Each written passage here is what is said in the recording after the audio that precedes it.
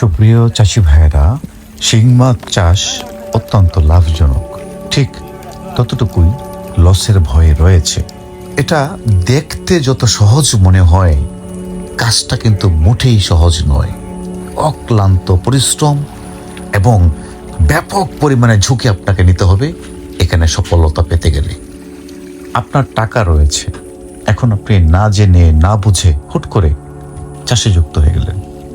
একটা ভুল পদক্ষেপ আপনাকে বিরাট পরিমাণ লসের মুখে ফেলে দিবে।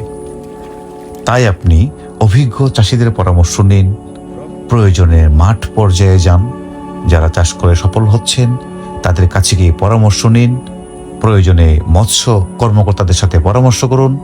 জেনে বুঝে উপযুক্ত পুকুর নির্বাচন করে, ভালো মানের পোনা নির্বাচন করে, সঠিক মানের খাবার নির্বাচন করে, সঠিক পরিচর্যা জেনে একেবারে ছোট আয়তনে 5 থেকে 10 শতকের মধ্যে কম ডেন্সিটিতে সর্বোচ্চ 3 থেকে 4,000 এর মধ্যে চাষি যুক্ত হয়ে আপনি পরীক্ষামূলকভাবে একটি ব্যাচ উত্তোলন করুন এবং এই শিং মাছের পরিচর্যা সম্পর্কে আপনি মোটামুটি একটা ভালো ধারণা পেয়ে যাবেন। তারপর আপনি ধীরে ধীরে আপনার চাষের পরিসরটা আরো বড় করুন। হুট করে না জেনে না বুঝে চাষে গিয়ে বহু চাষি কিন্তু ক্ষতিগ্রস্ত হয়েছে।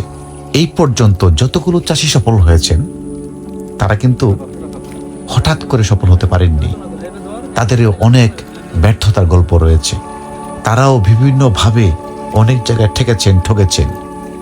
ওই ঠেকতে ঠকতে ঠকতে আজকে তারা সফল।